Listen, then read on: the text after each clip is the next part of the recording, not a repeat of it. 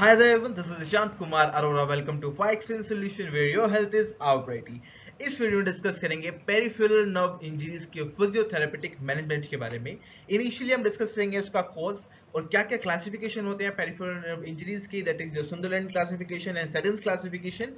Next we will discuss about in depth physiotherapy management. So आइए शुरू करते हैं। सो माय डियर फ्रेंड्स, एक मैनेजमेंट पढ़ने से पहले हमें एक जनरल एनाटॉमिकल आइडिया होना चाहिए उस पर्टिकुलर कंडीशन का, उस पर्टिकुलर टॉपिक का जो हम पढ़ने जा रहे हैं। तो यहाँ पे हम बात कर रहे हैं peripheral nerve injuries. Peripheral nerve मतलब जो कि पेरिफेरी में है, पेरिफेरी मतलब सेंट्रल नर्वस सिस्टम से बाहर की तरफ है। सो एक एच शेप स्ट्रक्चर फॉर्म होता है हमारे जो ह्यूमन नर्वस सिस्टम है, एक एच शेप का स्ट्रक्चर फॉर्म करता है। सेंटर में आपका spinal cord, central nervous system comprise of brain and spinal cord, उसके बाद निकलती है पेरिफेरल नर्व्स। सो जो एक पेरिफेरल नर्व्स होती है उसका सबसे स्मॉलेस्ट पार्ट अंदर वाला उसको बोलते हैं एक्सोन। बहुत सारे एक्सोन मिलके बनाते हैं फेसिकल्स, बहुत सारे फेसिकल्स मिलके बनाते हैं फाइबर। तो ऐसे एक मिलके एक नर्व पूरी बनती है। और नर्व के तीन फंक्शन होते हैं, एक तो आपका sympathetic function, motor function and sensory function. Sympathetic function जो होता है वो ऑटोनॉमिक फंक्शन होता है, मतलब कि वो अपने आप कंट्रोल करता है। मोटर फंक्शन मतलब जो मसल को कंट्रोल कर रहा है, और सेंसरी फंक्शन मतलब जो आपको सेंसेशन प्रोवाइड कर रहा है। जब भी आप मान लो टच कर रहा हूं यहाँ पे, हीट, पेन या भी किसी भी टाइप की सेंसेशन जो नर्व कैरी करती है हमारे स्पाइनल कॉर्ड में वाया डोर्सल रूट गैंग्लियन। सो ये फंक्शन होते हैं आपके नर्व के। अब नर्व का जो सबसे अंदर वाला part that is axon. Axon के ऊपर होती है एक्सोलेमा, और एक्सोलेमा जो है वो आउटर कवरिंग है आपके एक्सोन की, और उसके ऊपर होती है endoneurium. Endoneurium, then perineurium and epineurium. Endoneurium होती है एक्सोन के ऊपर, और जो एक्सोन है और आपका एक्सोलेमा, जो कि ये दोनों लेयर जो है, ये दोनों कवरिंग जो है आपके एक्सोन की है। तो इन कवरिंग के बीच में होते हैं श्वान सेल्स, जो कि फॉर्म करते हैं आपकी माइलिन का फॉर्मेशन में हेल्प करते हैं। आई होप आपको पता होगा कि माइलिन का फंक्शन क्या होता है। हमारे पेरिफेरल नर्वस सिस्टम में Schwann cell myelin sheet formation में हेल्प करते हैं, माइलिन के फॉर्मेशन में हेल्प करते हैं। लेकिन हमारा जो सेंट्रल नर्वस सिस्टम है उसमें श्वान सेल नहीं होते हैं, उसमें दूसरे टाइप के सेल्स होते हैं, उनका नाम आप कमेंट में बताएंगे, जो कि हेल्प करते हैं माइलिन फॉर्मेशन में in our central nervous system. So ये होते हैं आपका एंडोनियम। फिर आपके जो एक्सोन, जब बहुत सारे एक्सोन मिलकर बनाते हैं फेसिकल्स, फेसिकल की कवरिंग को बोलते हैं पेरिन्यूरियम। उसके बाद आपका बहुत सारे पेरी आपके जो फेसिकल्स हैं वो कंबाइंड होकर बनाते हैं एक पर्टिकुलर फाइबर। फाइबर की कवरिंग को बोलते हैं एपीन्यूरियम। एपी मतलब ऊपर, न्यूरियम मतलब covering, covering of a nerve. आपको एक चीज और बता दूं कि एक नर्व की अपनी ब्लड सप्लाई भी होती है, नर्व की अपनी नर्व सप्लाई और अपनी ही ब्लड सप्लाई होती है, क्योंकि नर्व भी एक टिश्यू है। Nerve also has its own blood and nerve supply। तो इसको भी दर्द होगा और इसकी भी ब्लड सप्लाई जा सकती है। ये इंफॉर्मेशन आपको आगे काम आएगी जब हम बात करेंगे इनकी इंजरीज के बारे में। तो जैसे कि आप ये देख रहे हैं कि यहाँ से एक सिंपैथेटिक ट्रंक है जो कि सिंपैथेटिक सप्लाई में हेल्प करती है, और ये नर्व फाइबर आपके पेरिफेरल नर्व रूट से जा रही है सेंट्रल कैनाल की तरफ। आपके सेंट्रल कैनाल स्पाइनल कॉर्ड में ज्वाइन करेगी वेंट्रल और डोर्सल रूट से। वेंट्रल रूट आपका मोटर पाथवेज के लिए रेस्पॉन्सिबल होता है, डोर्सल रूट आपका रेस्पॉन्सिबल होता है सेंसरी कनेक्शन के लिए।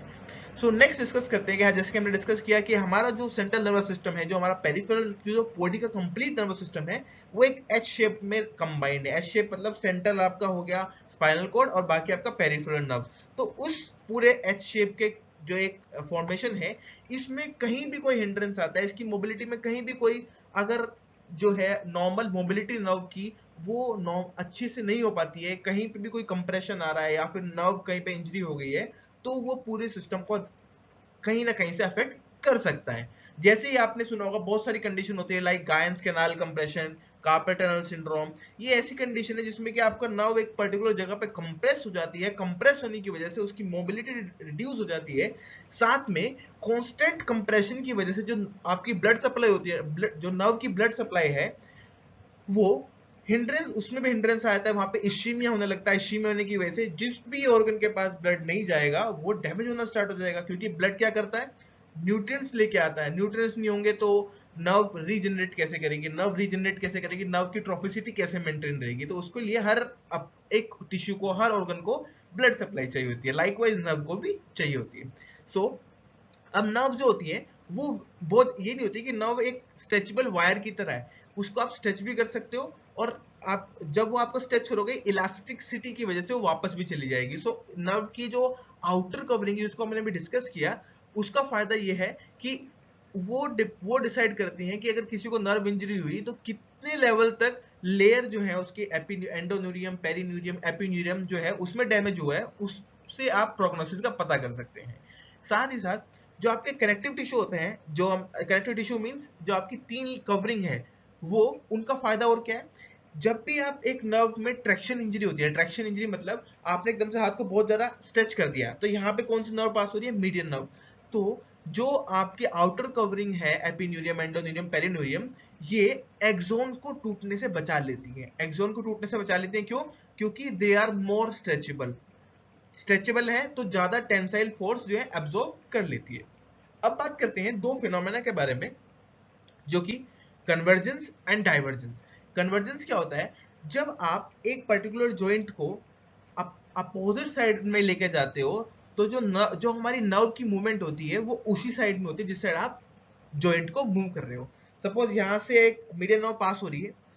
सो अब जब इसको मैं, मीडियन नर्व कहां से पास हो रही है? इस जगह से। This is your volar aspect. यहाँ पे क्या होती है? Carpal tunnel. अगर मैं रिस्ट को एक्सटेंशन में ले जाऊं तो नर्व को भी इस साइड मूव करना पड़ेगा, नर्व को इस साइड मूव करना पड़ेगा इसके साथ साथ, क्योंकि वो यहाँ पे स्ट्रेच हो रही है। इसको बोलते हैं कन्वर्जेंस। और अगर मैं इसको वापस ले आऊं फ्लेक्शन में, तो जो यहाँ पे नर्व थी, जो नर्व यहाँ से पास होती है, तो वो रिलैक्स हो जाएगी, वो ग्लाइड करेगी away from the moving joint, away from the moving joint. उसको बोलते हैं डाइवर्जेंस। और यहाँ पे एक फैक्ट लिखा है आपके लिए जो कि आपके कॉम्पिटिटिव एग्जाम्स में हेल्प कर सकता है, दैट इज मीडियन नर्व का 5 to 10 mm तक एक्स्ट्रा उसमें स्ट्रेचेबिलिटी होती है।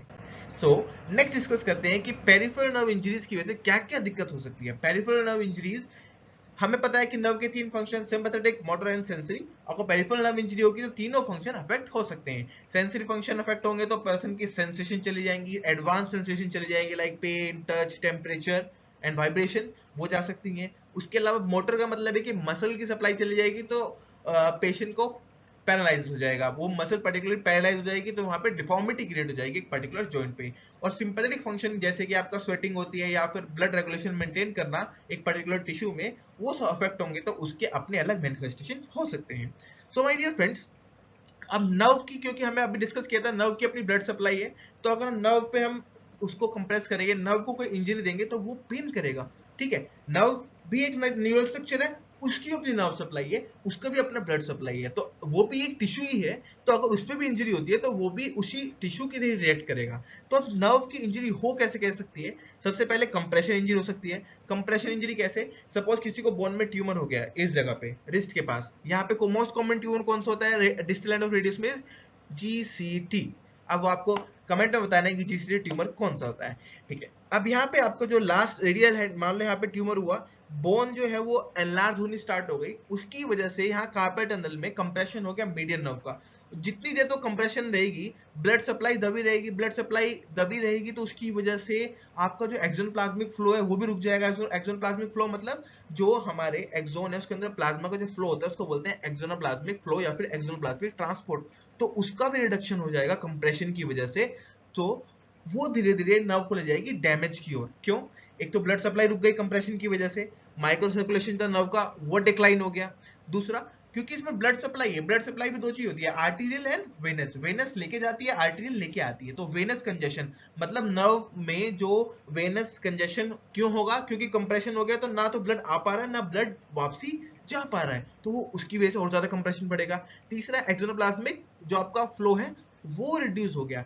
इन सब रीजन की वजह से नर्व धीरे धीरे डैमेज होना स्टार्ट हो जाती है। अब कंप्रेशन मल्टीपल रीजन की वजह से हो सकता है। मान लो किसी को फ्रैक्चर हुआ, फ्रैक्चर होने की वजह से, जैसे कि वन ऑफ द फेमस एक फ्रैक्चर होता है जिसकी वजह से लेटरल कोंडाइल अगर आपका फ्रैक्चर होता है ह्यूमरस का, उसकी वजह से आपको वेल्गस डिफॉर्मिटी क्रिएट होती है, आपके क्यूआइटिस वेल्गस। और इसकी वजह से जैसे आपका क्यूआइटिस वेल्गस हुआ, so it can lead to Tardy's ulnar nerve palsy। Tardy's ulnar nerve palsy क्या होती है?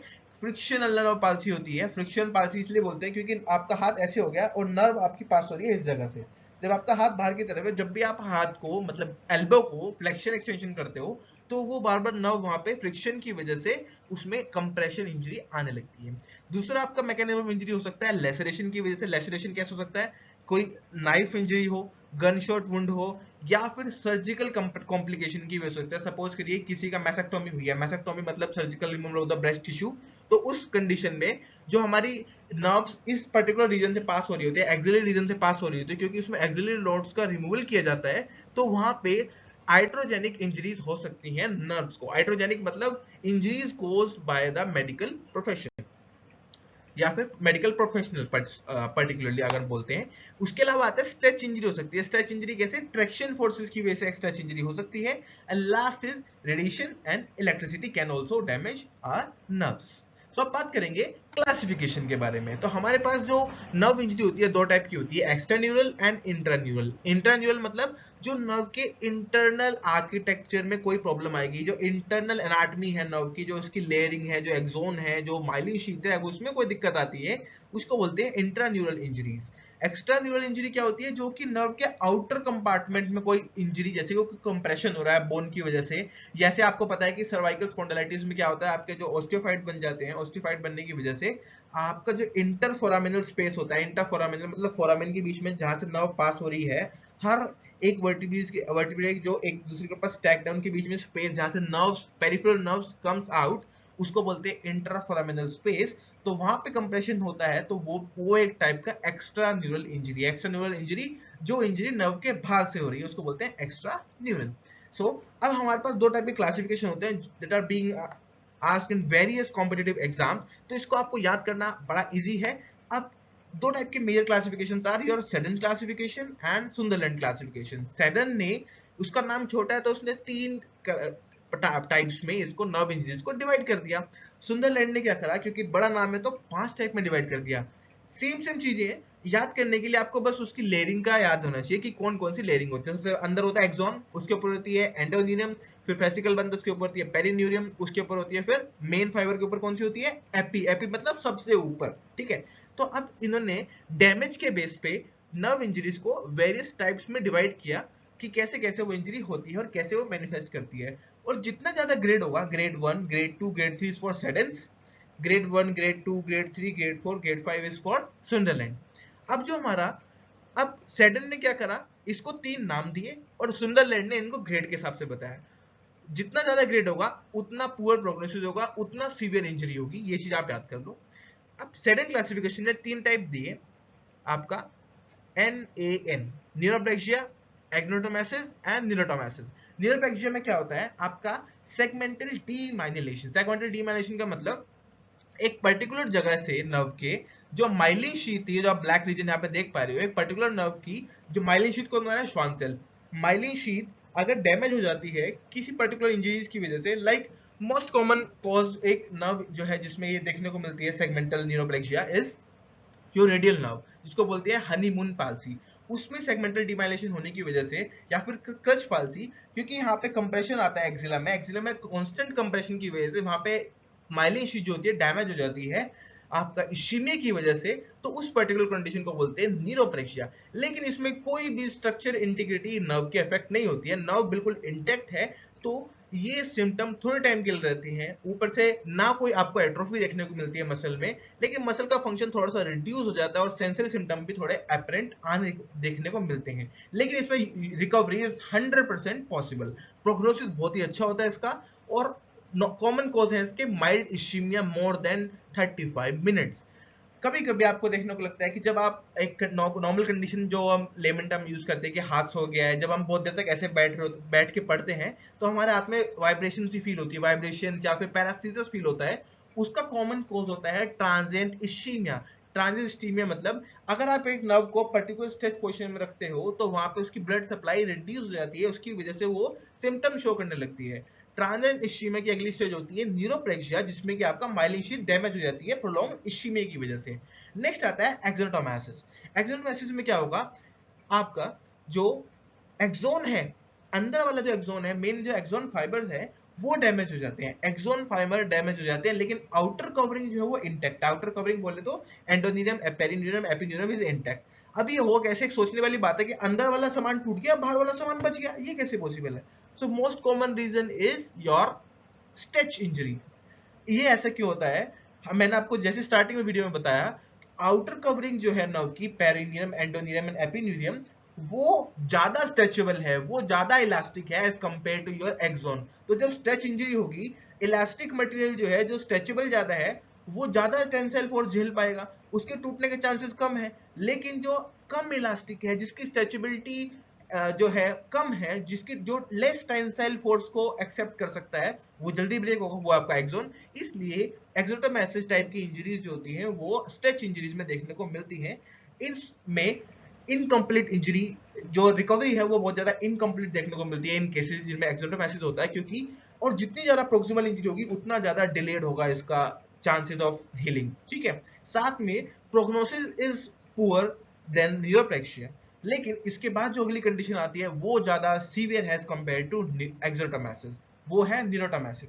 इनके नाम से ही पता चल रहा है, न्यूरोप्लेक्सिया मतलब नर्व कंप्रेशन, एक्सोटोमासिस मतलब आपका एक्सोन डैमेज। मैसिस का मतलब होता है कि डैमेज हो गया, एक्सोन का डैमेज एक्सोटोमासिस। न्यूरोटोमासिस मतलब पूरी नर्व डैमेज हो गई। अब सडन ने क्या बोला, न्यूरोटोमासिस मतलब नर्व डैमेज हो गई, कंप्लीट फाइबर का डिसरप्शन हो गया। लेकिन सुंदरलैंड भाई साहब जो आए थे उन्होंने इसको 3 टाइप में डिवाइड कर दिया बेस्ड ऑन द जो nerve covering that is affected. जो नर्व कवरिंग अफेक्ट हुई है उसके बेस पे इसको 3 टाइप में डिवाइड कर डाला। कौन कौन सी? पहला आपने न्यूरोटोमासिस को 3 पार्ट में डिवाइड करा, न्यूरोटोमासिस ग्रेड 3, ग्रेड 4 एंड ग्रेड 5। न्यूरोटोमासिस एक सीवियर टाइप की इंजरी है जिसमें कि सर्जरी के बिना रिकवरी के पॉसिबिलिटीज बहुत कम है और इसका आउटकम वैसे भी बहुत पुअर होता है। सो ग्रेड 3, जैसे जैसे ग्रेड बढ़ता जाएगा सीवियरिटी बढ़ती जाएगी। तो ग्रेड 3 में जाएगी आपकी एंडोन्यूरियम, ग्रेड 4 में जाएगी आपकी पेरिन्यूरियम, ये आप देख पा रहे हो, ठीक है। ग्रेड 5 में आपकी पूरी नर्व जिसमें कि एंडोन्यूरियम, एपिन्यूरियम और पेरिन्यूरियम सब खत्म। सब खत्म मतलब कंप्लीट डिस्ट्रक्शन ऑफ नर्व हो जाएगा। ऐसी कंडीशन में आपको वोलेरियन डीजनरेशन देखने को मिलता है फ्रॉम डिस्टल टू लीजन। मतलब अगर यहाँ पे इंजरी हुई है तो इसके आगे वाले जितने भी नर्व है उसमें वो पहले डीजनरेट होगी, उसके बाद रीजनरेट होगी। इस प्रोसीजर में 2 to 3 वीक्स लगते हैं, 14 to 21 डेज का प्रोसीजर होता है, उसको बोलते हैं Wallerian degeneration. It is a normal procedure by which a nerve regrows. सबसे पहले डैमेज होती है, उसके बाद फिर रीग्रोथ होनी स्टार्ट होती है। और एक फिनोमेना होता है, उसको बोलते हैं रेट्रोग्रेड डीजनरेशन, जिसको हम आगे डिस्कस करेंगे। रेट्रोग्रेड डीजनरेशन का मतलब होता है कि जहां पे जिस नोड पे पर्टिकुलर इंजरी हुई है उससे पिछली साइड, उससे बैकवर्ड जो एक्सोन है, उससे पीछे वाली जो नर्व है उसमें भी एक डैमेज होने लगता है। कभी कभी वो डैमेज सेल बॉडी तक पहुंच जाता है। अगर वो डैमेज सेल बॉडी तक पहुंच जाए तो नर्व के रीजनरेशन के चांसेस फिनिश हो जाते हैं, मतलब खत्म हो जाते हैं। अब बात करते हैं रिकवरी किस चीज पे डिपेंड करती है नर्व की। सपोज करिए किसी को न्यूरोप्लेक्सिया, एक्सोटोमासिस या फिर न्यूरोटोमासिस हो चुका है, तो रिकवरी किस चीज पे डिपेंड करेगी? सबसे पहले रिकवरी डिपेंड करती है 2 चीजों पे। तो लेवल ऑफ इंजरी, लेवल मतलब इंजरी हुई किस जगह पे है। दूसरा नेचर ऑफ इंजरी क्या है, किस वजह से इंजरी हुई है, क्या किसी कंप्रेशन की वजह से हुई है, किसी गन शॉट इंजरी की वजह से हुई है, बर्न की वजह से हुई है, इलेक्ट्रिक शॉक की वजह से हुई है। क्योंकि जितनी ज्यादा सीवियर इंजरी होगी उतने कम चांसेस होंगे नर्व के वापस रीजनरेट करने के। ठीक है, अगर कहीं पे कंप्रेशन की वजह से उस कंप्रेशन को हटाओगे तो नर्व रीजनरेट कर जाएगी, मतलब नॉर्मल डीकंप्रेस करेंगे तो ठीक हो जाएगी, इट्स क्वाइट नॉर्मल। ठीक है, वही अगर कहीं पे नर्व बर्न हो गई है, मसल बर्न हो गई है, किसी को कंप्रेशन सिंड्रोम है जिसको वॉक्समैन कंप्रेशन इश्चीमिया बोलते हैं, उसमें क्या है कि पूरा नर्व मसल सब डैमेज हो गया है, तो उस जगह पर तो रीजनरेशन के कोई चांसेस है ही नहीं। तो ऐसी कंडीशन में आप एक्सपेक्ट भी नहीं करेंगे एक अच्छा आउटकम। दूसरा लेवल ऑफ इंजरी। अब मैंने आपको बताया कि एक फिनोमेना होता है, उसको बोलते हैं Wallerian degeneration. Wallerian degeneration and regeneration, जब एक पर्टिकुलर लेवल पे नर्व इंजरी होती है तो उससे पीछे एक सेगमेंट तक आपका डीजनरेट हो जाएगी नर्व ऑटोमेटिकली, और उससे आगे वाली जितनी भी नर्व है वो ऑटोमेटिकली डीजनरेट हो जाती है, पहली चीज। ठीक है, अब इसकी वजह से क्या होता है, जब वो डीजनरेट होती है उसके बाद पहले डीजनरेट होगी 14 से 21 दिन में, मतलब 14-21 डेज में, उसके बाद रीजनरेट होना स्टार्ट होगी। तो इस प्रोसीजर की वजह से जितनी प्रोक्सिमल इंजरी होगी, क्योंकि जितना प्रोक्सिमल है उतना उसको दोबारा ग्रो करना है। मान लो यहाँ पे इंजरी हुई तो पूरे हाथ तक जाना है नर्व को, तो उतना ही टाइम लगेगा। और नर्व की ग्रोथ कितनी होती है? 1 इंच पर डे। ठीक है, अलग अलग टेक्स्ट में अलग अलग ड्यूरेशन दिया हुआ है नर्व की ग्रोथ का। जो नर्व की रिकवरी होती है कुछ बुक्स में मेंशन है 1 mm पर डे, लेकिन it's 0.5 to 0.9 mm per day according to Colby and Kisner. And sometimes it is also mentioned is 1 inch per day recovery होती है आपके नर्व फाइबर्स की। सो जितनी दूर जितनी प्रोक्सिमल बॉडी की इंजरी होगी उतना टाइम लगेगा नर्व को रीग्रो करने में, तो proximal the injury poor the outcome, ठीक है। क्योंकि एक टाइम होता है पर्टिकुलर 1.5 to 2 years जब वो पर्टिकुलर नर्व का जो एंड प्लेट होती है, मोटर एंड प्लेट बोलते हैं, जहां पे नर्व रीजनरेट करती है मसल को, अगर 1.5 से 2 साल के अंदर मैक्सिमम टाइम है ये, अगर नर्व रीजनरेट होकर वापस नहीं आती तो वो मोटर एंड प्लेट खत्म हो जाती है, तो वो मसल कभी रीजनरेट री इनर्वेट हो ही नहीं पाएगी, मतलब उसकी वो कंप्लीटली पैरालाइज हो चुकी है, अब उसकी रिकवरी के कोई चांसेस नहीं बचेंगे। तो एक पर्टिकुलर टाइम मैटर करता है। दूसरा, आपका की रिकवरी, जब आपके किसी को एक्सोटोमाइसिस निनोटोमाइसिस हुआ है तो क्या कितना स्किलफुली उस नर्व को रिपेयर किया गया है, उस पर भी डिपेंड करती है आपकी जो रिकवरी कितनी अच्छी होगी, जो आउटकम होगा, जो प्रोग्नोसिस होगा, वो डिपेंड करता है कि आपका टेक्निक जो यूज की गई है रिपेयर के लिए वो कितनी अच्छी है, कितने स्किलफुली वो की गई है। And last and the most important factor is your motivation of the patient and the age. ये तो कोई भी कंडीशन होती है, किसी भी कंडीशन में एज और मोटिवेशन एक मोस्ट क्रूशियल रोल प्ले करते हैं रिकवरी में, प्रोग्नोसिस में। जो एक इंटरनल मोटिवेशन होता है ठीक होने का, वो हमारा जो हीलिंग पोटेंशियल है उसको ऑटोमेटिकली इंक्रीज कर देता है। जितनी कम एज होती है उतने ज्यादा चांसेस होते हैं रिकवरी के, and more the advancing as उसमें उतने ज्यादा रिकवरी के चांसेस कम होते जाते हैं। अब हमारे पास एक अलग एक 3 चीज डिस्कस करेंगे नर्व के बेस पे। ये क्वेश्चन बहुत कॉम्पिटिटिव एग्जाम से पूछा जाता है नर्व के बेस में कि कौन सी नर्व जो है उसका अच्छा रिकवरी पोटेंशियल है। मान लो किसी पर्टिकुलर नर्व में इंजरी होती है तो उसका कितना फायदा है, मतलब कितनी जल्दी जल्दी वो रिकवर कर जाएगी। तो पुअर रीजनरेटिव पोटेंशियल हमारी जो नर्व है जो कॉमनली पूछी जाती है एग्जाम में, वो है आपकी कॉमन पेरोनल नर्व। कॉमन पेरोनल नर्व की वजह से क्या दिक्कत आती है पेशेंट को? Foot drop, yes. उसके अलावा मॉडरेट रीजनरेटिव पोटेंशियल है हमारा मीडियन नर्व का, अल्नर नर्व का। मीडियन नर्व होगी तो एप्थम डिफॉर्मिटी होगी, अल्नर नर्व होगी तो क्लो हैंड होगा, टिबियल नर्व होगी तो आपको जो है प्लांटर फ्लेक्शन नहीं कर पाएगा पेशेंट, टिप टॉप, ठीक है। एक्सीलेंट रीजनरेटिव पोटेंशियल कौन कौन सी नर्व को होता है, आपको पता होना चाहिए। इसको याद करने के लिए आप याद कर सकते हो MFR। M for musculocutaneous nerve, जो कि सप्लाई करती है आपकी BBC को, ब्रैकियलिस, बाइसेप ब्रैकियाई, एंकर एक्रोब्रैकियलिस। उसके अलावा होती है रेडियल नर्व जो कि आप कोज करती है उसकी इंजरी रिस्ट ड्रॉप। उसके बाद होती है फीमोरल नर्व जो कि आपके थाइज की मसल, जो है थाई की मसल कौन सी, फ्रंट थाई की मसल कौन सी है आपकी, क्वाड्रिसेप्स, उनको सप्लाई करती है। सो ये 3 नर्व जो है ये इनका एक्सीलेंट रीजनरेटिव पोटेंशियल होता है। अगर इनमें इंजरी होती है तो बहुत जल्दी ग्रो कर जाती है। This information is provided based on research is being conducted on this particular nerve injuries. So next, अब क्या क्या आउटकम हो सकते हैं। सपोज करिए कोई पर्टिकुलर नर्व डैमेज हो गई है तो उसमें क्या क्या आप एक्सपेक्ट कर सकते हैं रिकवरी के लिए। फर्स्ट इज, या तो सपोज करिए हमें पता है कि जो मीडियन नर्व होती है जो, या फिर जो अल्नर नर्व होती है, वो आपके हाइपोथिनर एमिनेंस की मसल को सप्लाई करती है, साथ में लुम्ब्राइकल्स और इंट्रोशाई को सप्लाई करती है, इंट्रोशाई या डोर्सल इंट्रोशाई। सो वो उसका टारगेट नेटिव ऑर्गन है, मतलब वो पर्टिकुलर मसल।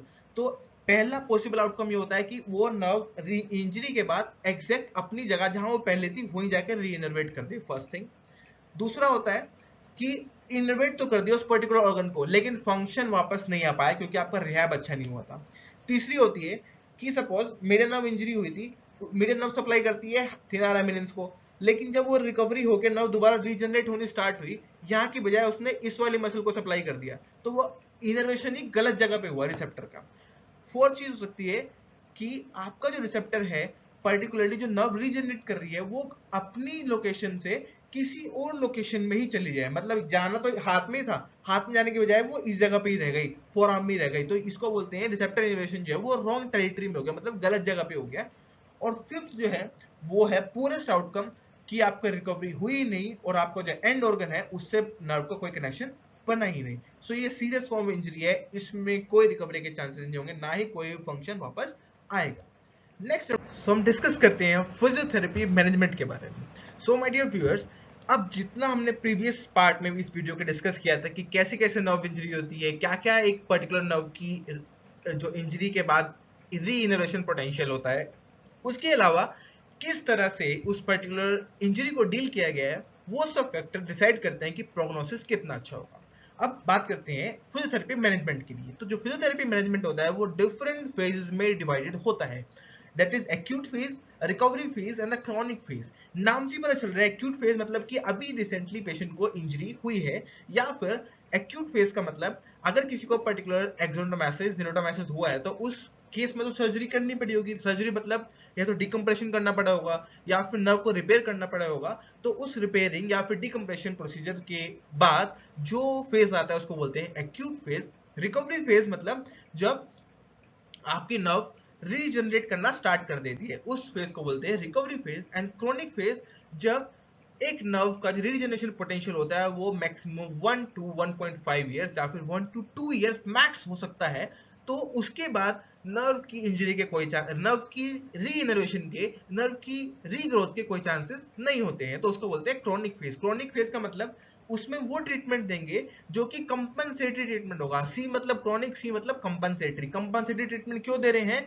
क्योंकि अब वो नर्व ऐसी स्टेज में पहुंच गई है कि अब उसका हीलिंग पोटेंशियल खत्म हो चुका है एक पर्टिकुलर टाइम के बाद। क्योंकि मोटर एंड प्लेट जो होती है आपकी मसल की, वो एक सर्टेन टाइम तक ही जो है वायबल रहती है, उसके बाद वो डैमेज हो जाती है। जो मोटर एंड प्लेट नहीं होगी, जब वो स्विच ही नहीं होगा जहां पे आके उस नर्व को, जहां पे आके उस वायर को कनेक्ट होना है, तो फिर फायदा नहीं है, ना स्विच है ना मसल काम करेगी उसके बाद। तो एक इसलिए ये टाइम जो है वो 1.5 ईयर से लेके मैक्स टू मैक्स 2 ईयर्स तक हो सकता है। लेकिन कुछ टेक्स्ट बुक्स में इस ईयर जो ये पर्टिकुलर टाइम लिमिट है इसको 1 ईयर मेंशन किया गया है। अब बात करते हैं कि एक्यूट फेज में आपको क्या क्या ट्रीटमेंट देना है पर्टिकुलर पेशेंट को। हम एग्जांपल लेके चलते हैं अलग अलग नर्व इंजरीज का। लाइक आपका किसी को CPN that is common peroneal nerve की इंजरी हुई है, या फिर पर्टिकुलरली स्पीकिंग आपको डीप पेरिनेल नर्व की किसी को इंजरी हुई है, तो उस कंडीशन में एक्यूट फेज में हम पेशेंट को क्या देते हैं? AFO that is ankle foot orthosis, क्योंकि पेशेंट का फुट ड्रॉप हो जाता है। तो सबसे पहले इनिशियल फेज में हम उस पर्टिकुलर उस डिफॉर्मिटी को बचने से डिफॉर्मिटी को बनने से बचाने के लिए एक पर्टिकुलर जॉइंट सेगमेंट को जहां पे डिफॉर्मिटी क्रिएट हो सकती है, क्योंकि जब नर्व इंजरी होती है तो उसकी वजह से होता है मसल इम्बैलेंस। एक साइड की मसल पैरालाइज होगी, दूसरी साइड की नॉर्मल है, तो जिस साइड की नॉर्मल है वो अपनी नॉर्मल टोन की वजह से अपनी तरफ पुल कर लेगी, तो उसको बोलते हैं आपका मस्कुलर इम्बैलेंस। अब इस मसल इम्बैलेंस की वजह से डिफॉर्मिटी क्रिएट होती है। फुट ड्रॉप में क्या होता है? आपके जो डोर्सिफ्लेक्सस थे वो डैमेज हो गए। डोर्सिफ्लेक्सस डैमेज होने का मतलब जो नर्व डोर्सिफ्लेक्सस को सप्लाई कर रही थी उसमें इंजरी हो गई, उसका काम खत्म हो गया। तो फुट ड्रॉप, नॉर्मली फुट ऐसे रहना था, अब वो ऐसे ड्रॉप कर गया, क्योंकि ये जो मसल इसको कंट्रोल कर रही है ये बची ही नहीं। ऐसे आपका रिस्ट ड्रॉप में होता है। आपकी एक्सटेंसर जो है ईसीआरबी ईसीआरएल ये डैमेज हो गई क्योंकि रेडियल नर्व की इंजरी हुई। डैमेज होने का मतलब आपकी रेडियल नर्व इंजरी इनको सप्लाई जो कर रही थी वो फंक्शन नहीं कर रही है, तो ये स्ट्रॉन्ग है ये वीक है। इस मसल इम्बैलेंस की वजह से यहाँ पे डिफॉर्मिटी क्रिएट हो सकती है, यहाँ पे कॉन्ट्रैक्चर बन सकता है इंफीरियर साइड पे। तो इसको कंट्रोल करने के लिए हम आगे इस पर्टिकुलर डिफॉर्मिटी को बचाने के लिए हम इमोबिलाइजेशन करते हैं। किस इमोबिलाइजेशन किस चीज किया जाता है? स्प्लिंट का यूज करके। डिफरेंट स्प्लिंट आते हैं, जैसे कि आप रिस्ट ड्रॉप के लिए हम रिस्ट ड्रॉप स्प्लिंट यूज करते हैं। कॉकअप स्प्लिंट जिसको बोलते हैं, वो रिस्ट को इस पर्टिकुलर पोजीशन में रखता है, एक्सटेंडेड पोजीशन में रखता है, जिससे कि आपको फ्लेक्शन कॉन्ट्रैक्चर ना बने। दूसरी चीज आपका एएफओ यूज करते हैं, वो आपके फुट को डोर्सिफ्लेक्शन में रखता है। दूसरा इमोबिलाइजेशन एक चीज के लिए इसलिए भी जरूरी होता है, सपोज करें यहाँ पे नर्व डैमेज हुई, अब यहाँ पे नर्व को सुचरिंग करके दोबारा नर्व रिपेयर हुआ है, तो नर्व रिपेयर होने की वजह से अगर आप उसको मूवमेंट अलाउ करोगे इस जगह पे, हमें पता है नर्व एक मोबाइल स्ट्रक्चर है, मूवमेंट होगी तो नर्व भी मूव करेगी। अगर उसमें अभी रिसेंटली सुचरिंग हुई है, अभी रिपेयरिंग हुई है, तो हमें उसको होल्ड करके रखना होगा जिससे कि वो रीजनरेट कर सके। उसको रीजनरेट करने के लिए हमें उसको थोड़े टाइम तक रोक के इमोबिलाइज करके रखना होगा, जैसे कि हम फ्रैक्चर की बात करते हैं। तो this is immobilisation. Second thing is movement. Movement जो होती है वो एक पर्टिकुलर टाइम के बाद स्लोली स्लोली स्टार्ट होगी, आफ्टर एटलीस्ट 15 to 25 डेज। 15 से 15-25 डेज के बाद मूवमेंट स्टार्ट होगी, depending on the type of surgery being done. जो भी सर्जरी हुई है उस पर डिसाइड करता है, वो सर्जन की चॉइस होती है कि मूवमेंट कब स्टार्ट करानी है पर्टिकुलर जॉइंट पे जहां से वो नर्व पास हो रही है। Then splinting and bracing deformity को प्रिवेंट करने के लिए बहुत जरूरी होती है। स्प्लिंटिंग क्या होती है? जैसे कि आप एएफओ यूज करते हो, वो एक ब्रेस है, उसके बाद आप कोकअप स्प्लिंट यूज करते हो, या फिर शॉर्ट ओपनेंस ब्रेस यूज करते हो, या फिर नकल बेंडर जो है ब्रेस यूज करते हो, या स्प्लिंट यूज करते हो। किस चीज के लिए? क्लो हैंड डिफॉर्मिटी के लिए, जिससे कि आप बचा सको किस चीज को, डिफॉर्मिटी फॉर्मेशन से प्रिवेंट कर सको। तो ये फायदा है स्प्लिंटिंग और इमोबिलाइजेशन का। इमोबिलाइजेशन का मतलब है कि कंप्लीट मूवमेंट को रोक देना है। कुछ सर्टेन टाइम के लिए, जिससे कि वहां पे नर्व इंजरी नॉर्मल हो सके, नर्व को टाइम मिल सके अपनी रिकवरी का हो, जिससे कि नॉर्मल रिकवरी नर्व अपनी कर सके। अब क्योंकि मूवमेंट होती रहेगी, नर्व मूव करती रहेगी, तो वो अच्छे से रीजनरेट नहीं कर पाएगी। साथ में इनिशियल फेज जब पेशेंट को नर्व इंजरीज हुई है, तो वहां पे मोटर, सेंसरी और सिंपैथेटिक नर्व सप्लाई जो है वो डैमेज होगी, कुछ ना कुछ मैनिफेस्टेशन होंगे। किसी को मीडियल नर्व इंजरी होती है तो इस पर्टिकुलर सेगमेंट में आपको medial lateral 2/3 of your hand में आपको सेंसरी सप्लाई नहीं मिलेगी, तो वहां पे सेंसेशन नहीं है। ऐसी किसी को टिबियल नर्व की इंजरी होती है तो मीडियल प्लांटर नर्व इंजरी होगी, तो आपको प्लांटर सरफेस पे सेंसरी इनर्वेशन नहीं होगी, सेंसरी इनर्वेशन नहीं होगी तो सेंसेशन नहीं जाएंगी। तो अगर आपको कहीं पे चोट लग जाती है आपको पता ही नहीं चलेगा। पेन भी एक बहुत जरूरी एस्पेक्ट है हमारी लाइफ का। अगर पेन नहीं होगा तो हमें पता ही नहीं चलेगा इंजरी हो भी रही है नहीं हो रही है। और पेन हमें help, pain is a very good protective sensation. Pain एक प्रोटेक्टिव सेंसेशन है। अगर पेन होता है तो ऑटोमेटिकली, सपोज मैं अपना बेयर फुट वॉक कर रहा हूँ, कोई शार्प ऑब्जेक्ट अगर नीचे आ जाता है मेरे पैर के, अगर मुझे वहां पे फुट में सेंसेशन नहीं है, तो वो अगर इंसर्ट कर गया मेरी स्किन के अंदर तो वहां पे इन्फेक्शन कोज कर सकता है, इंजरी कोज कर सकता है। अगर वही मेरी नर्व इंटैक्ट है, मुझे सेंसेशन नॉर्मल है, तो मुझे पता चल जाएगा, तो मैं फ्लेक्सर विड्रॉल कर लूंगा, मतलब पैर को पीछे उठा लूंगा या फिर उस पर्टिकुलर ऑब्जेक्ट को मैं हटा दूंगा। तो ये फायदा है आपकी इस प्रोटेक्टिव सेंसेशन का। तो एक्यूट फेज में मोस्ट इंपोर्टेंट कंपोनेंट आता है, उसको बोलते हैं पेशेंट एजुकेशन। क्योंकि इनिशियल फेज में ना मोटर सप्लाई है ना सेंसरी सप्लाई है, तो वहां पे इंजरीज होने के बहुत हाई चांसेस हैं, और आपके साथ में जो डिफॉर्मिटी बनने के वो भी हाई चांसेस। तो इस कंडीशन में आपको पेशेंट को एजुकेट भी करना है apart from immobilisation, movement and your splinting. तो आप पेशेंट की जो प्रिवेंटिव केयर उसको बोला जाता है, जो आप पेशेंट को एजुकेशन देते हैं उसको बोलते हैं प्रिवेंटिव केयर। प्रिवेंट किस चीज से करना है? डिफॉर्मिटी बनने से प्रिवेंट करना है। दूसरा, किसी पर्टिकुलर टाइप की इंजरी होने से प्रिवेंट करना है, क्योंकि आपको पता है कि वहां पर नर्व इंजरी हुई है तो सेंसेशन चलेगी, तो अब ना पेशेंट को ठंडा पता चल रहा है, ना गर्म पता चल रहा है, ना कोई पेन पता चल रहा है। तो ऐसी कंडीशन में पेशेंट को अवॉइड करना है कोई भी शार्प ऑब्जेक्ट टच करने से या पकड़ने से। दूसरा, हॉट एंड कोल्ड ऑब्जेक्ट को टच करने से उसको प्रिवेंट करना है, कि उसको यूज ही नहीं करना है, ना तो एक्सट्रीम हॉट ना एक्सट्रीम कोल्ड को हैंडल नहीं करना है। ये चीज को ध्यान रखनी है। तीसरा, अगर इंजरी जो है वो अपर लिप में है तो प्रोटेक्टिव ग्लव्स का यूज करना है, जिससे कि इंजरी के चांसेस और ज्यादा जो है कम से कम हो सके। ठीक है, आपको इस चीज को सबका ध्यान रखना है। Third thing is in your lower extremity. अगर इंजरी आपकी लोअर एक्सट्रीमिटी में है तो बहुत ज्यादा चांसेस होते हैं कि आपको अपना वेट शिफ्ट करते रहना है एक साइड दूसरी साइड पे, क्योंकि आप एक जगह पर्टिकुलर वेट लगा के रखेंगे तो उस जगह पे इश्चीमिया हो सकता है। और आपको पता है सेंसेशन तो नहीं है, पेन तो होगा नहीं, पता कुछ चलेगा नहीं, तो उस इश्चीमिया की वजह से वहां पे अल्सर बनने के चांसेस हो सकते हैं, जैसे कि मोस्ट कॉमनली देखने को मिलता है डायबिटिक फुट न्यूरोपैथी में। उसमें क्या होगा, डायबिटिक फुट न्यूरोपैथी में नर्व डैमेज हुई, सेंसरी फंक्शन चले गए, सेंसरी फंक्शन गए तो वहां पे सेंसेशन नहीं बची, डैमेज होना स्टार्ट हुआ। वो डैमेज, क्योंकि पेन तो पता, जब पेन नहीं होगा आपको पता क्या चलेगा कुछ दिक्कत हो रही है पैर में, वो बढ़ते बढ़ते बढ़ते एक अल्सर जो है वो डीप अल्सर की तरफ बढ़ जाता है, उसको बोलते हैं डायबिटिक फुट अल्सर, या फिर in patient with leprosy this is also common, क्योंकि वहां पे भी नर्व डैमेज हो जाती है। तो आपको ऐसे प्रोटेक्टिव शूज पहनने हैं पैर में जिससे कि आप ज्यादा से ज्यादा आप एक्सटर्नल ट्रॉमा से अपने आप को बचा सकें। और साथ में आपको प्रेशर सोर बनने से, प्रेशर पॉइंट क्या होते हैं फुट के, आपका जो हील वाला रीजन है ये आपका एक प्रेशर पॉइंट है, जहां पे हील पे आप खड़े होते हैं जब भी, तो वहां पे मैक्सिमम चांसेस हैं इश्चीमे की वजह से अल्सर बनने के। तो ऐसे पॉइंट को आपने क्या करना है, हमेशा रात को सोते टाइम पेशेंट को आपको एडवाइस करना है कि अपने फुट का और हैंड का इंस्पेक्शन करे, कहीं पे कहीं रेडनेस तो नहीं है, कहीं पे कोई स्कार तो नहीं है, कोई चोट तो नहीं लगी है, और अपने पैर और हाथ को बहुत क्लीन रखे, जिससे कि कम से कम चांसेस हो इन्फेक्शन होने के। और पेशेंट को एक चीज एडवाइस करनी है कि उसको बेयर फुट वॉक नहीं करनी है, स्पेशली इन जहां पे कोई शार्प ऑब्जेक्ट पड़े होने की चांसेस हो सकती है। अब बात करते हैं, ये तो हो गया हमारा पेशेंट एजुकेशन, जो हमें पेशेंट को इन्फॉर्मेशन प्रोवाइड करनी है जब उसको पर्टिकुलर नर्व इंजरी हुई है, उसके बाद वो रिकवरी फेज में एज ए न्यूरोप्लेक्सिया या फिर नर्व का रीजनरेशन हो रहा है उस पर्टिकुलर फेज में, क्या फिर पेशेंट को कोई सर्जिकल रिपेयरिंग हुई है एक पर्टिकुलर नर्व की, अपर लिम्ब की और लोअर लिम्ब में, हमें ये पेशेंट को एडवाइस करने हैं। अब बात करते हैं रिकवरी फेज में। हमें पता है नर्व के पास अपनी नर्व सप्लाई होती है, नर्वी नर्वोसम। तो उस नर्व, क्योंकि नर्व के पास भी नर्व सप्लाई, नर्व का काम क्या होता है, सेंसेशन लेना। तो अगर नर्व को भी हम डैमेज करेंगे, उसको भी दर्द होगा, उसकी भी पेन सेंसेशन में फील होगी। तो ऐसी जब नर्व डैमेज होती है, नर्व कट हो गई, नर्व में न्यूरोप्लेक्सिया हो गया, नर्व में न्यूरोटोमाइसिस हो गया, तो वो भी एक पेन वाली सेंसेशन क्रिएट करती है, उसको बोलते हैं हाइपर सेंसिटिविटी, उसको बोलते हैं डी इनर्वेशन हाइपर सेंसिटिविटी। अब आप पेशेंट को अगर जहां पे नर्व इंजरी हुई है वहां टच करोगे, नॉर्मल टच भी पेशेंट को डिसएस्थीसिया होगा। डिसएस्थीसिया मतलब नॉर्मल टच भी पेशेंट को पेन की तरह परसीव होगा। आप टच भी कर रहे हो तो उसको सीवियर पेन हो रहा है, तो उसको बोलते हैं डीनर्वेशन हाइपर सेंसिटिविटी। अब इसको भी हमें कंट्रोल करना होगा रिकवरी वाले फेज में, क्योंकि उस फेज में मैक्सिमम होता है जब आपका नर्व रीजनरेट होती है, जब आपका वॉल्यूम रीजनरेशन और रीजनरेशन होता है। तो सबसे पहला रिकवरी फेज वो वाला फेज है जब साइंस ऑफ रिकवरी इनर्वेशन आने लगे हैं। री इनर्वेशन मतलब नर्व दोबारा से रीजनरेट करने लगी है अपने टारगेट ऑर्गन्स को। टारगेट ऑर्गन्स बोले तो मसल्स, ठीक है, या फिर वो पर्टिकुलर डर्माटोम्स। तो अब सबसे पहले आपको री इनर्वेशन के क्या क्या साइंस होते हैं। टिनल साइन जो है वो डिस्टल मूव होना स्टार्ट हो जाएगा, फर्स्ट थिंग। दूसरा आपका होता है टिनल साइन, क्या होता है, आप जब टैप करते हो आपको सेंसरी इंपल्स या फिर एक सेंसरी फीलिंग आती है उस पर्टिकुलर साइड पे।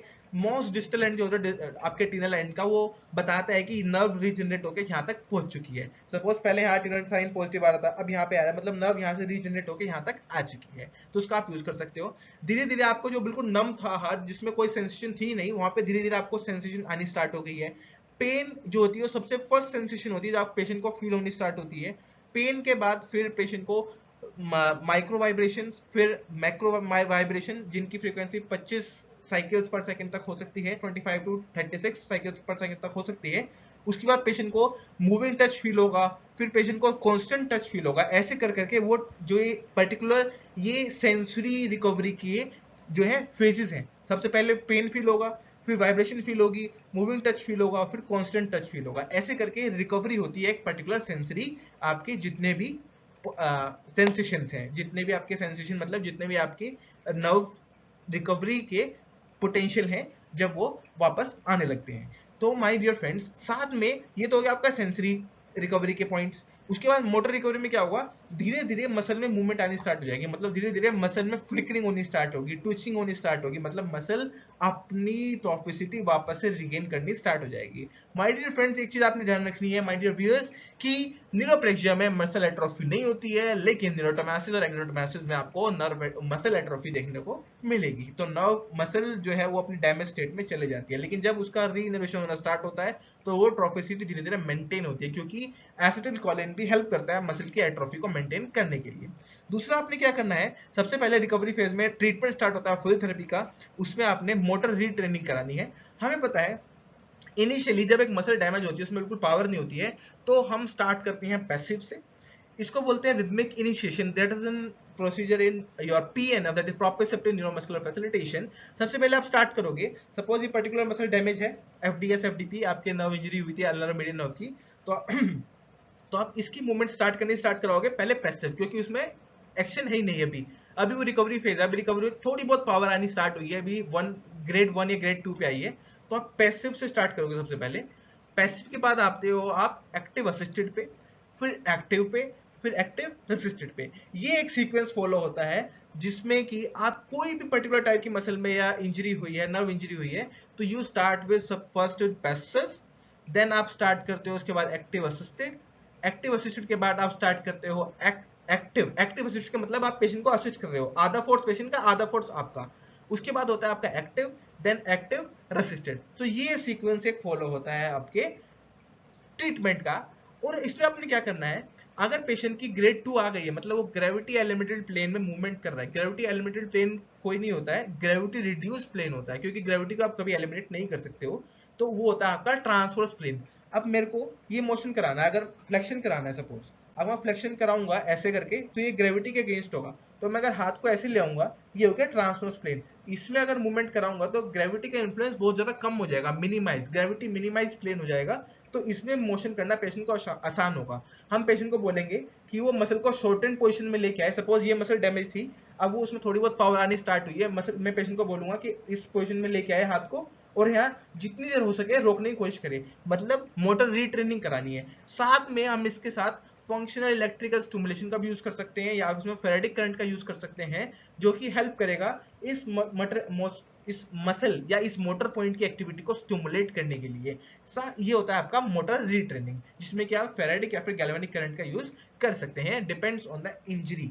इनिशियल फेज में आप फेरेटिक करंट यूज कर लोगे जब रीजनरेशन या आपका वॉल्यूम रीजनरेशन चल रहा है, लेकिन जब नर्व डैमेज होगी आपको फिर मसल को स्टिमुलेट करने के लिए यूज करना पड़ता है गैल्वेनिक करंट, जिससे कि आप प्रोफेसिटी मेंटेन कर सको। मिनिमम जो रिक्वायर्ड कॉन्ट्रैक्शन होते हैं 300 contraction per treatment session, that is indicated. My dear friends, उसके बाद आता है आपका डीसेंसिटाइजेशन। डीसेंसिटाइजेशन कैसे, क्या चीज प्रोसीजर होती है, ये भी एक फिजियोथेरेपेटिक अप्रोच का पार्ट है। जैसे मैंने आपको बताया, एक पर्टिकुलर नर्व में इंजरी हुई, उसकी वजह से हाइपर सेंसिटिविटी हुई। हाइपर सेंसिटिविटी जब पेशेंट को हुई तो वो उसको नॉर्मल टच सेंसेशन भी पेन की तरह फील होगा। तो अब हम क्या करेंगे रिकवरी फेज में, हम अलग अलग जो है टाइप्स के क्लॉथ लेके आएंगे।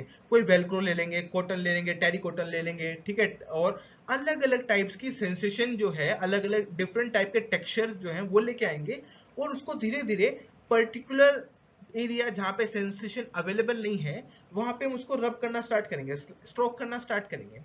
फिर धीरे धीरे उसको कांस्टेंट टच देंगे। धीरे धीरे उस प्रोग्रेशन कैसे होता है, पहले हम स्लाइडिंग करेंगे। पहले सबसे पहले ऐसा ऑब्जेक्ट लो जिससे पेशेंट सबसे कम डिस्कंफर्ट हो रहा है। सपोज करो पेशेंट को कॉटन से सबसे कम डिस्कंफर्ट हो रहा है, उससे स्टार्ट कर सकते हैं, ठीक है। फिर ऐसे ऐसे ऑब्जेक्ट पे हम प्रोग्रेस करते जाएंगे जिससे पेशेंट को सबसे ज्यादा डिस्कंफर्ट होता जाएगा, ठीक है।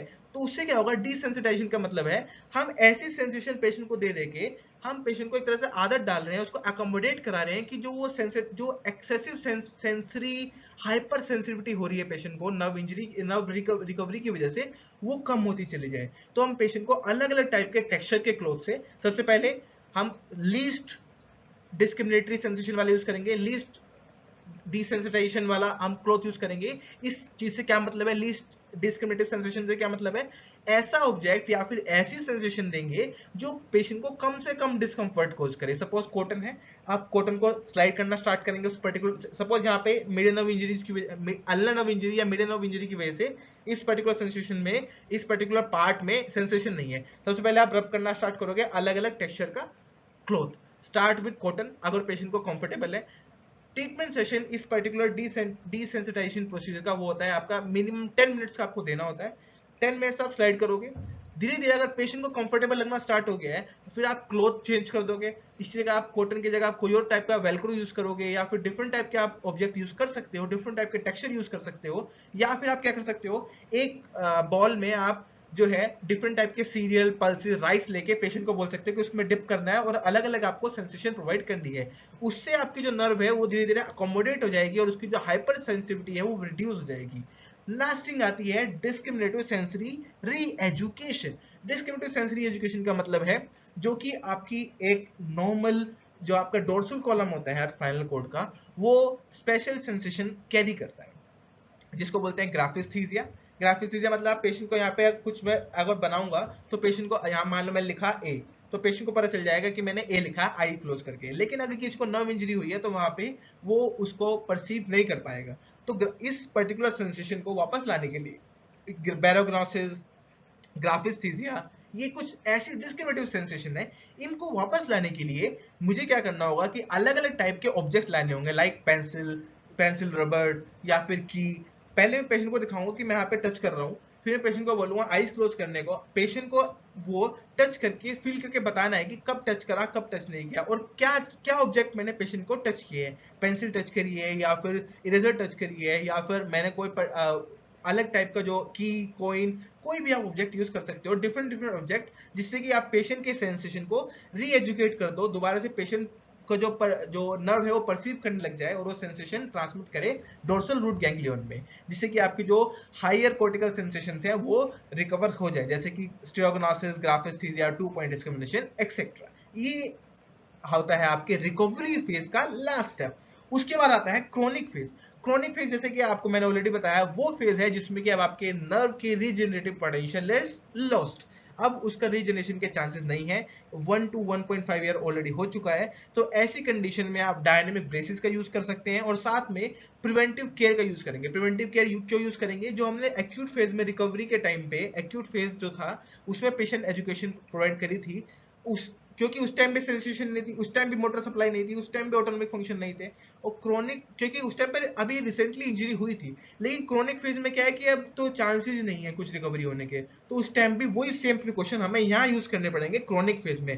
साथ में हमें कंपनसेटरी एक्शन यूज करना पड़ेगा एक पर्टिकुलर नर्व के लिए, या फिर कुछ ऐसी सर्जरीज करनी पड़ेगी जिसके थ्रू हम फंक्शन कर सकें। जैसे कि जोन्स ट्रांसफर होता है आपके फुट ड्रॉप के लिए, जोन्स ट्रांसफर जो है उसमें हम टेंडन ट्रांसफर करते हैं, टेंडन ट्रांसफर करके जो टेंडन डैमेज हो चुके हैं, मतलब जो मसल डैमेज हो चुकी है कॉमन पेरिफेरल नर्व की इंजरी की वजह से, हम दूसरे टेंडन को लाके उस पर्टिकुलर फंक्शन का कंपनसेशन कराते हैं जिससे कि पेशेंट डोर्सिफ्लेक्स कर सके।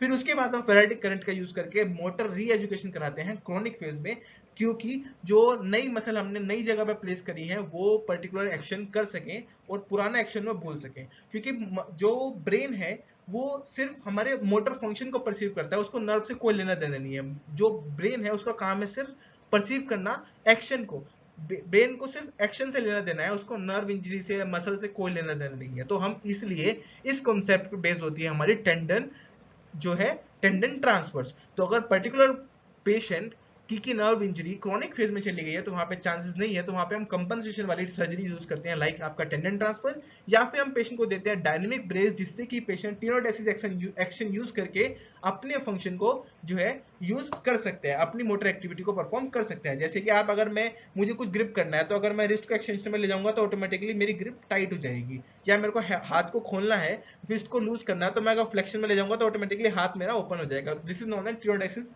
एक्शन। तो ये भी एक कॉम्पनसेटेड टेक्निक है। या फिर पेशेंट को एएफओ यूज करना पड़ेगा लाइफ टाइम अगर उसकी परमानेंट नर्व डैमेज हो चुकी है आपकी कॉमन पेरिफेरल नर्व और वो क्रोनिक फेज में चली गई है। आई होप आपको ये समझ आ चुका होगा कि क्या क्या फिजियोथेरेपी मैनेजमेंट दिया जाता है इन पर्टिकुलर पेशेंट्स में, depending on the type of nerve injury and उस किस फेज में है पेशेंट, इस चीज से डिसाइड होता है कि आपको कितनी मूवमेंट अलाउ करनी है और कैसे कैसे आपने वो ट्रीटमेंट प्रोवाइड करना है। तो आई होप आपको ये वीडियो अच्छी लगी होगी, तो आप इस वीडियो को अपने फ्रेंड के साथ शेयर कर सकते हैं, आप इस नॉलेज को स्प्रेड कर सकते हैं। Thanks for watching this video, stay tuned and stay connected.